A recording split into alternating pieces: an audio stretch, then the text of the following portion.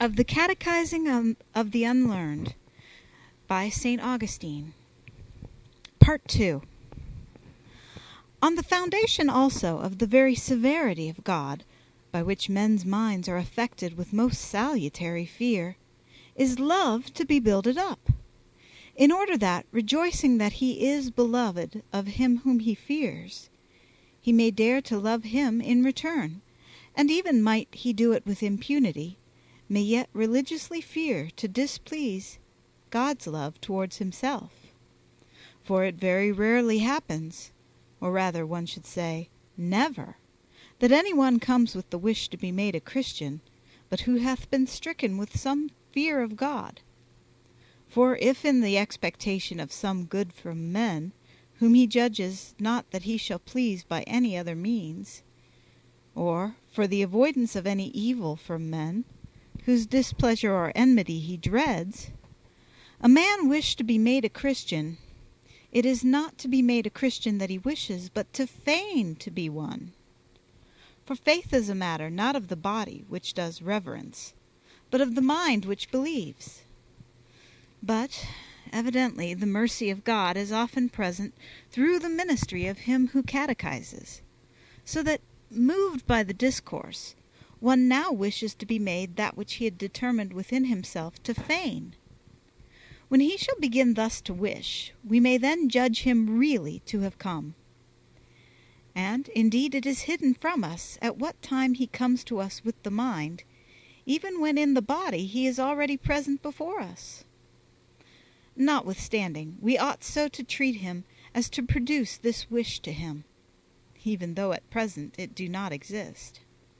For nothing of this sort is lost, seeing that, if the wish exist, it is certainly strengthened by this act of ours, although possibly we may be ignorant of the exact time or hour at which it began. It is indeed of use to receive information beforehand, if possible from those who know him, of the state of mind of our hearer, and of the causes which moved him to embrace religion. But in the case of there being no other person from whom we may learn this, the hearer himself then is to be questioned, that from his replies we may draw the commencement of our address. But if he is come with a feigned heart, desiring human advantages or seeking to avoid human losses, in that case he will certainly speak what is false. And yet, from this his very falsehood you should take your beginning, not with the view of convicting his falsehood, as if that were known to you, but supposing him to say that he came with such a purpose as is of itself truly praiseworthy, whether he speak truly or falsely, in order that, by an approval and praise of such a purpose as that with which he states himself to have come, we may bring it to pass that he takes pleasure in being such as he is desirous of appearing to be. And if, on the other hand, he shall answer other than what ought to be present in the mind of one who is about to receive instruction in the Christian faith, by gently and kindly reproving him as though he were unlearned and ignorant, and again by pointing out and commending in a few and serious words that which is the very true end of Christian doctrine, in order neither to occupy the time designed for your coming discourse, nor again to venture to impose it on a mind not first duly set to receive it, you will essay to make him wish that which through error or through dissimulation he did not as yet wish. But if it shall so happen that he shall answer that he hath been led to become a Christian by some divine admonition or alarming warning, he herein affords us a most welcome point at which to commence our discourse, on the greatness of God's care for us. Certainly it will be for us to turn his attention from things of this nature, be they miracles or dreams, to the more sure path and more certain oracles of the Scriptures, so that he have understood, before applying himself to the study of Holy Scripture, how mercifully that very admonition also hath been first granted him. And he must by all means be shown how that the Lord himself would not thus admonish him, or urge him to become a Christian and to be incorporated into the Church, or teach him by signs and revelations of this nature, had he not willed him to enter upon a more secure and sure path, a path already prepared in Holy Scriptures, wherein he should not seek after visible miracles, but accustom himself to hope for things invisible, and receive admonition not in sleep but awake. From this point we must now commence our discourse, how God in the beginning made all things very good, and continue it down, even as we have stated, down to the present times of the Church, in such sort as that we give the causes and reasons of each of the things and events which we relate, so as by them to refer them to that end of love, whence neither the eye of him that doeth anything, nor of him that speaketh, is to be turned away. For if in respect of feigned fables of the poets, and such as are devised to please minds which feed on trifles of this sort, such as are esteemed and called good grammarians, do notwithstanding endeavor to refer them to some use, although that use be itself vain and greedy of the grossness of this world, how much more careful ought we to be, lest those very truths which we relate, there being no well-ordered setting forth of their proper causes made, be believed with a pleasure which is without fruit, and it may be an eagerness which is fatal. Not, however, that we are so to append their causes, as that, leaving the course of the narration, we allow either our heart or our tongue to digress into knotty points more difficult of discussion, but so that the very truth of the reason which we employ may be, as it were, gold linking together a chain of jewels, and yet not disturbing by any excess of itself the order and series of the ornament. When the narration is finished, the hope of the resurrection must next be signified, and according to the capacity and powers of the hearer, and according to the measure of the time allowed, discourse must be had, in opposition to the vain scoffs of unbelievers concerning the resurrection of the body, and concerning the future judgment, its goodness in respect of the good, its severity in respect of the bad, its truth in respect of all. And when the punishments of the ungodly have been declared with loathing and horror, then must we preach with longing desire concerning the kingdom of the just and faithful, and that city which is above, and its joy. And this will be the time to fortify and animate man's weakness against temptations and causes of offense, whether from without or from within in the Church itself. From without, against Gentiles, Jews, or heretics; from within, against the chaff of the Lord's threshing floor. Not so as to dispute against every particular class of perverse men, or to refute all the erroneous opinions by propounding definite subjects for arguing, but shortly, according to the time allowed, we must show that it was so foretold.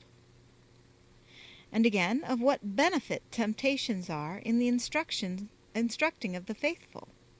and what remedy is to be found in the example of the patience of God, who hath determined to allow them even to the end, at the same time also that he is fortified against those of whom the perverse multitudes fill with their persons the churches. Let there be briefly and in due order set forth the commandments of a Christian and honest conversation,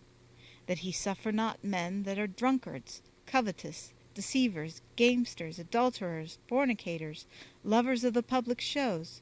those who bind on their bodies profane charms, enchanters, astrologers, or diviners using any such evil and vain arts, and all other such like, thus easily to lead him astray, or allow himself to think that it shall be unpunished in himself, because he sees many who are called Christians loving these things, making them their business, defending their use, and endeavoring to persuade and actually persuading others. For he is to be fully instructed by proofs out of the divine books what is that end appointed for them who persevere in such a manner of life, and how they must be endured in the very church,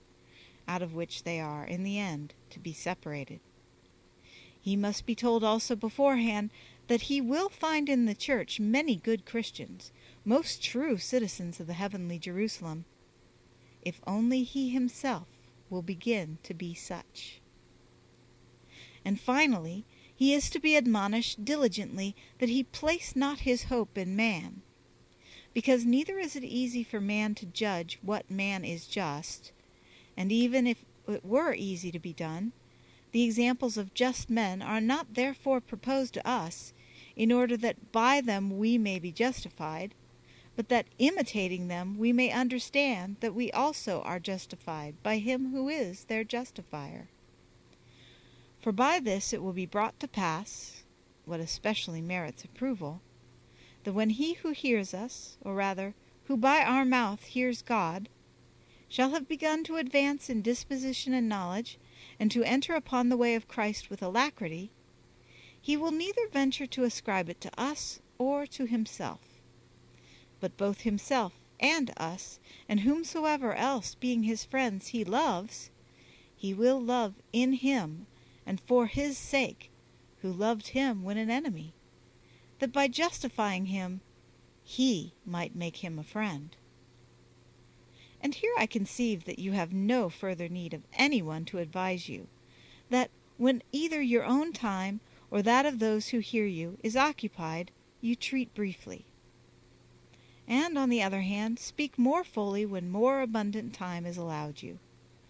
For this the very necessity of the case teaches, without your having anyone to advise you. But another case I certainly must not pass over. Supposing one to come to you to be catechized, instructed in all liberal knowledge,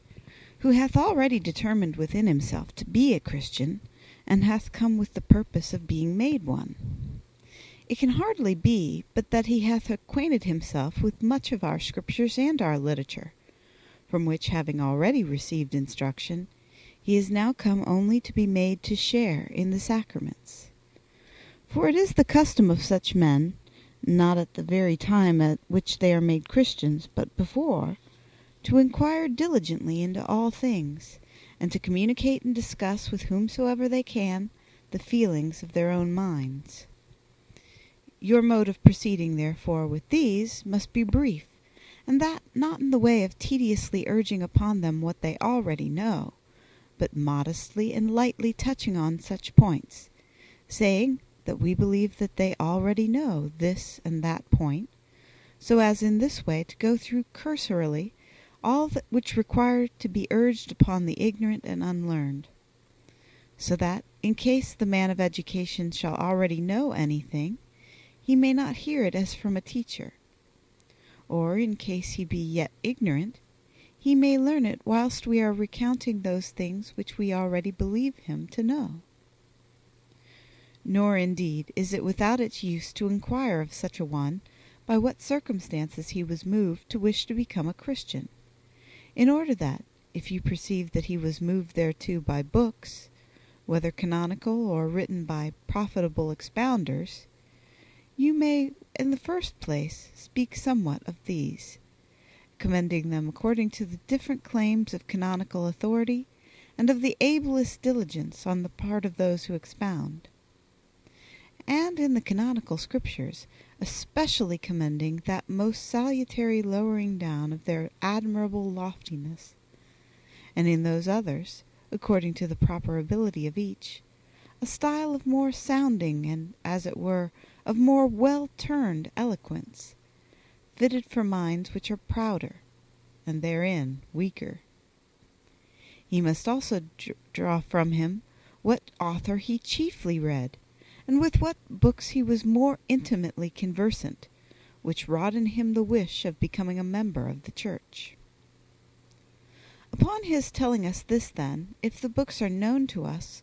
or if even by the common report of the Church we have understood that they are the writings of any one well-known Catholic man,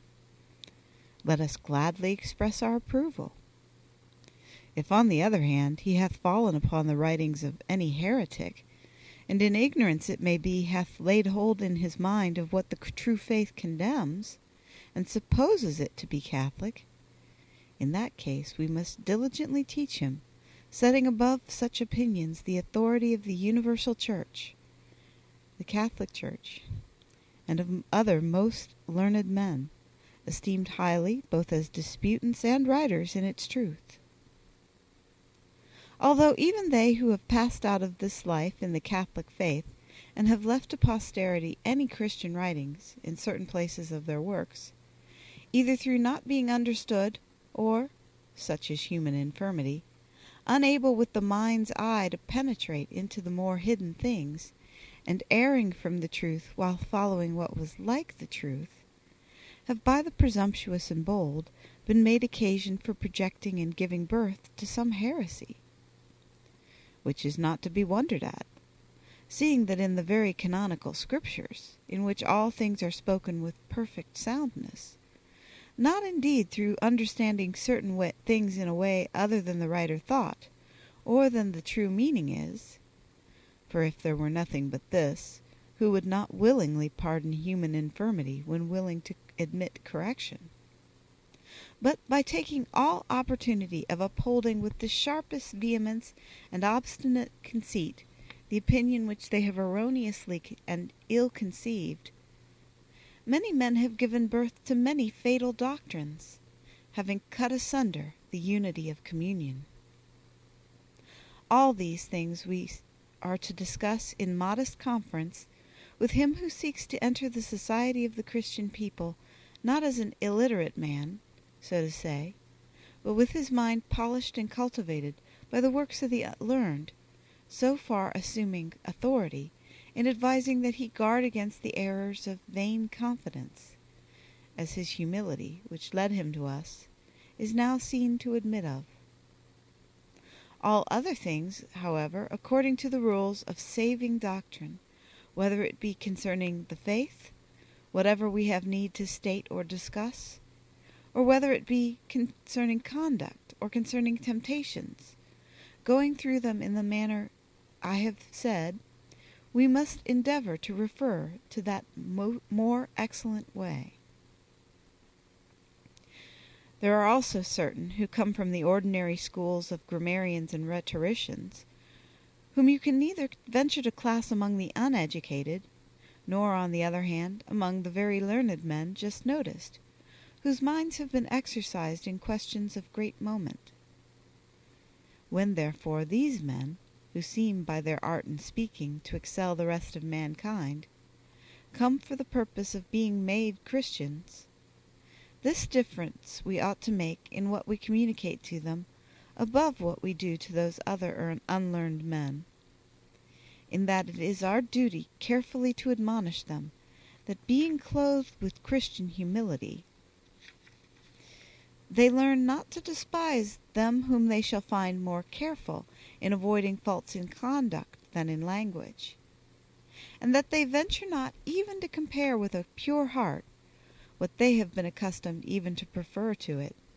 a practised tongue. But especially are such to be taught to listen to the divine Scriptures, that so solid eloquence grow not vile in their eyes, because it is not inflated, and that they judge not, that the words of or actions of men which are read in these books, and which are wrapped up and concealed in carnal coverings,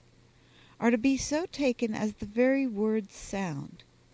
and not rather to be unfolded and opened that they may be understood. And on the subject of the real use of the hidden meaning, whence also such are called mysteries, what power dark and obscure sayings possess of sharpening the love of the truth, and of shaking off the torpid feelings of weariness, such men must have this taught them by actual experience. When some doctrine, which when openly set before them failed to affect them, is drawn forth by the unraveling of some allegory. To such men it were of great use to understand that meanings are to be preferred to words, in the same way as the soul is preferred to the body. A consequence of which is, that they ought in like manner to prefer to hear discourses which are true, rather than such as are eloquent, as they ought to prefer friends who excel in wisdom to such as excel in personal beauty. Let them also understand that the only voice which reacheth to the ears of God is the affection of the soul, for so they will not be disposed to mock, if haply they shall perceive any prelates or ministers of the Church either calling upon God in barbarous or ungrammatical language, or failing to understand the very words which they utter, and using their pauses so as to disturb the sense. Not because there exists not every necessity for such things being corrected, that the people may say amen to that which they clearly understand, but it is the duty of all to bear with these things in a spirit of piety, who have learnt that as in the forum it is the sound, so in the Church it is the wish that makes the benediction. Therefore, that of the forum may haply sometimes be called bona dictio, good speaking, yet never benedictio, well speaking or blessing. Now, concerning the sacrament which they are about to receive, it suffices for the more intelligence that they hear what is the meaning of the act. It will be necessary, however, with those who are duller of apprehension, to treat at greater length and to employ similitudes, in order that they may not despise what they see. Here perhaps you require some discourse by way of example, in order that I may show you by an actual instance in what manner what I advise is to be effected. And this I will do, as far as with the Lord's assistance I shall be able. But first I ought, according to promise, to speak on the subject of acquiring that cheerfulness which I mentioned. End of Part 2.